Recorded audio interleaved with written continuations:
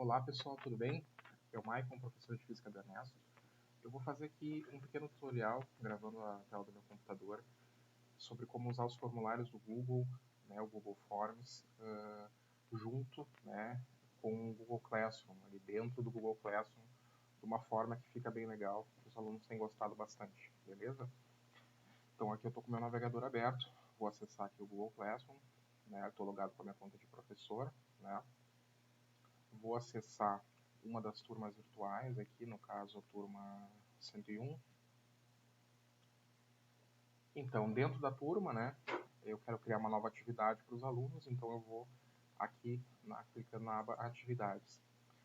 No acesso pelo computador, né, ao contrário do que acontece pelo celular, quando você clica aqui no botão Criar, esse botão aqui Criar, aparece essa opção aqui, Atividade com Teste.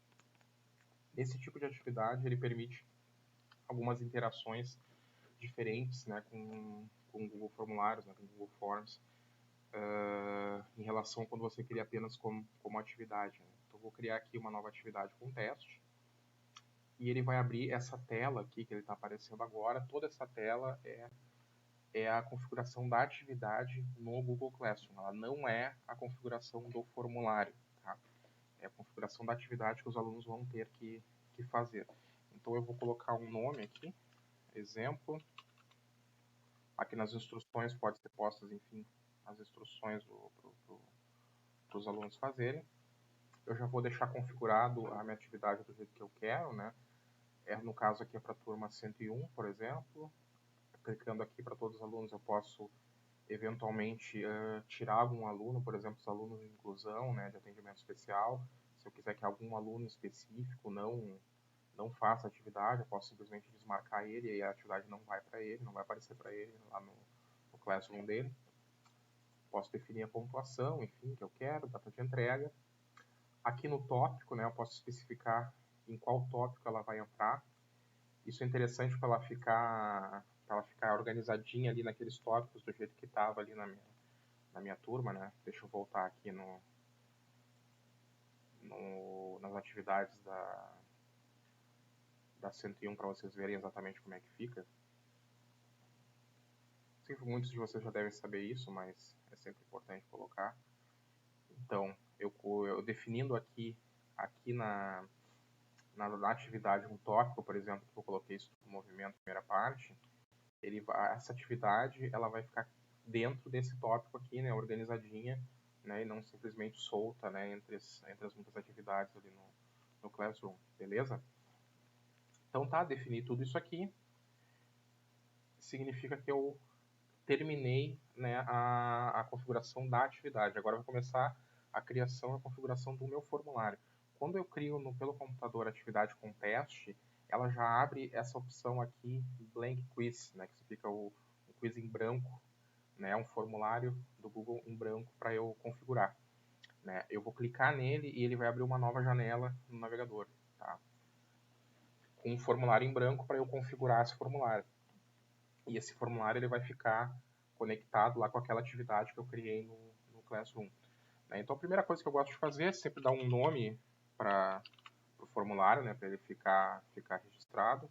Eu mudo aqui, eu posso mudar aqui em cima também, nessa parte aqui de cima, né, o nome do formulário. Aqui na descrição posso escrever qualquer coisa para os alunos verem, enfim, algumas instruções de como preencher. E aqui eu começo ele já abre para mim uma primeira questão em branco aqui, para eu trabalhar em cima dela, né? Eu estava aqui editando o título, eu cliquei na questão, a partir do momento que eu cliquei aqui, ele abre essas configurações, essas opções de configurações, né? Primeira coisa que eu vou definir aqui nessa caixa de seleção é que tipo de questão que eu vou fazer. Se eu quero uma questão de múltipla escolha, por exemplo, com várias opções, e uma única certa, né, ou mais de uma certa.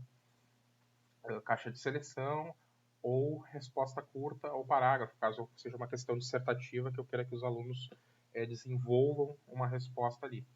Né? Então, a primeira questão que eu sempre crio é a questão com o nome do aluno. Né? Então, eu alterei aqui de múltipla escolha que estava, né, como padrão, botei para resposta curta. Por quê? Porque eu vou colocar essa questão aqui, vou criar uma questão para o aluno informar o nome dele completo, porque ele não vem automático no formulário do Google, tá, pessoal? Isso é importante. Você precisa, para você identificar as respostas ao aluno que colocou ela, né? Depois, quando você for acessar uma planilha de respostas que o Google Forms jura, que o Google Forms cria, né, a partir das respostas dos alunos, ele cria uma planilha que você vai olhando as respostas dele a partir dessa planilha.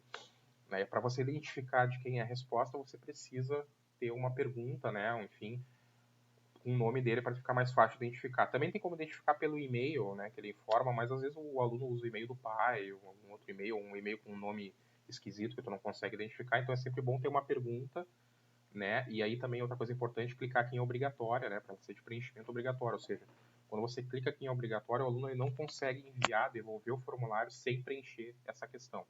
Tranquilo? Coloquei obrigatória, criei, beleza. Eu clico nesse maisinho aqui para adicionar uma pergunta e vou adicionar uma segunda pergunta. Né? Que eu gosto de colocar também para me numerar as questões depois para me referir a elas. Eu posso colocar aqui questão 1. Vou criar uma questão qualquer, né? Por exemplo, só de exemplo. Quem foi o melhor jogador? Aí vou dar umas opções aqui. Eu vou fazer uma questão de múltipla escolha, tá? Só para mostrar como é que funciona essa chave de resposta aqui embaixo, que é uma opção interessante para dar feedback para os alunos, né? Para dar uma resposta para os alunos. Quem foi o melhor jogador, então? Renato Gaúcho ou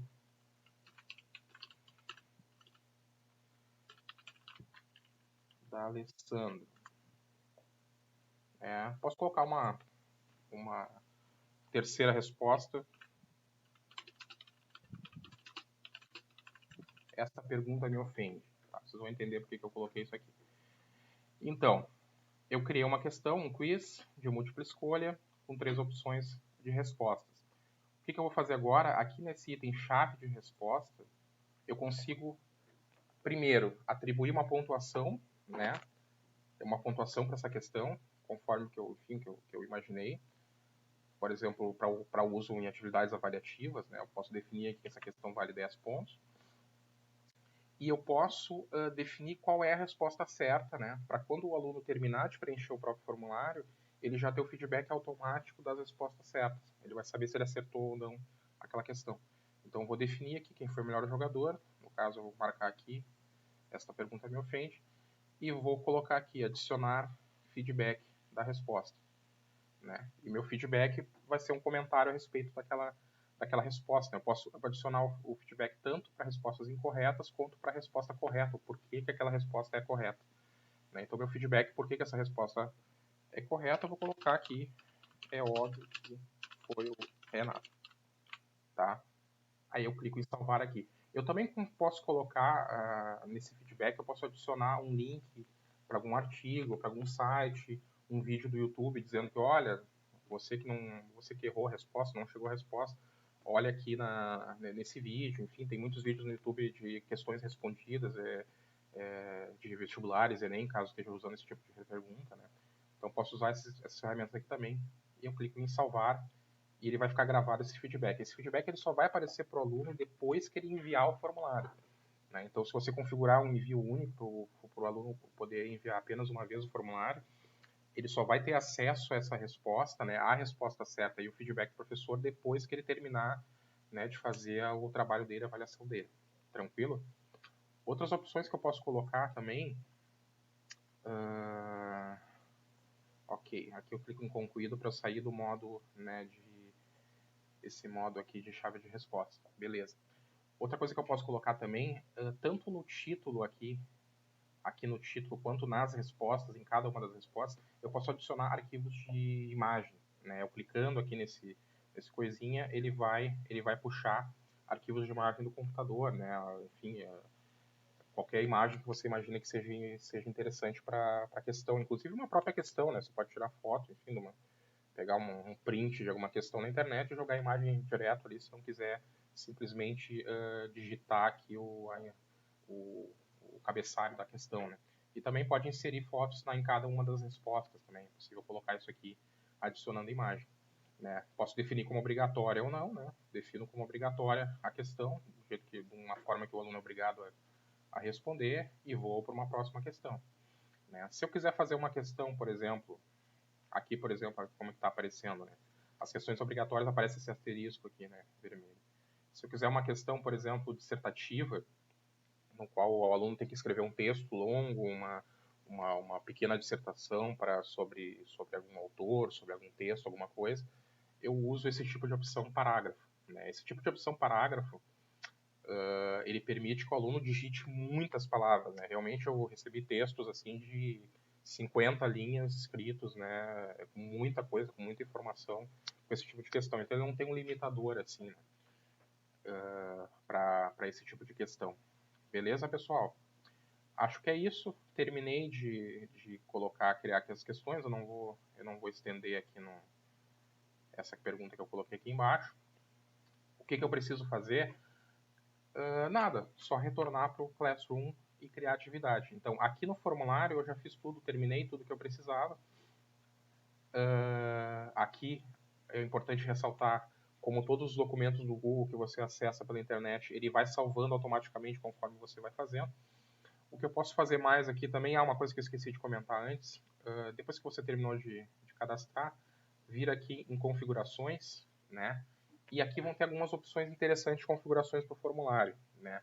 A primeira delas, coletar endereços de e-mail. Para que é importante coletar endereços de e-mail? Porque você pode, marcando essa outra opção aqui, você pode fazer com que o aluno receba uma cópia por e-mail das respostas dele. Isso é útil para o aluno porque o aluno tem certeza que ele enviou, ele vai ter uma prova ali no e-mail dele que ele fez a atividade e enviou para o professor, né? Mesmo que suma de alguma forma depois do trabalho. E também, no caso de avaliações que exijam um texto, né, uma resposta com um texto muito longo, às vezes o aluno criou o texto todo ali, ele quer dar uma lida depois do texto para ver se ficou bom, enfim, para dar uma olhada. Então é interessante ele receber, né? Então eu sempre deixo marcado aqui, coletar endereço de e-mail e recibo de resposta, sempre enviar para aquele e-mail que o aluno coloca ali, tá? Outra parte também que aí é interessante a gente colocar, né, é que ele vem marcado por padrão, quando você cria pelo Classroom, essa opção aqui, restringir aos usuários em Seduc.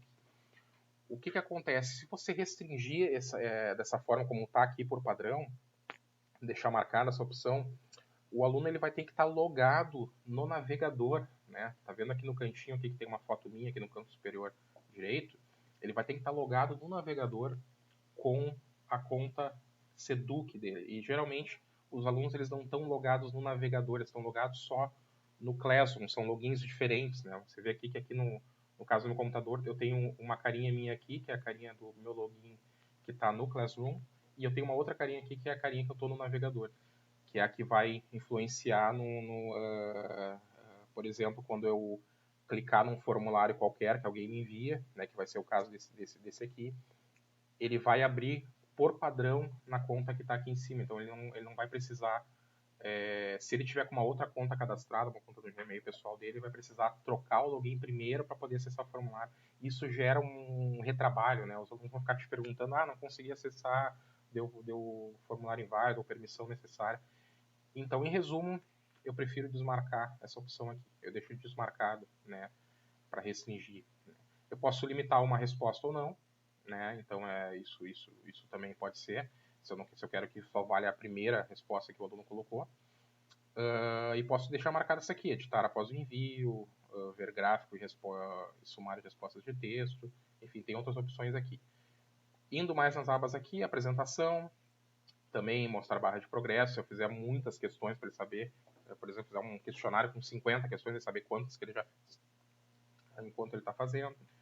Embaralhar a ordem das perguntas também, né, para evitar aquela questão, qual é a resposta da 1, a resposta da 2, para ele não ficar passando a resposta um para o outro. E aqui na aba testes, já vem marcando essa opção criar teste, né, que serve para a pontuação que você atribuiu aqui no Google Formulários e para o Google Classroom. E algumas opções aqui de teste, né.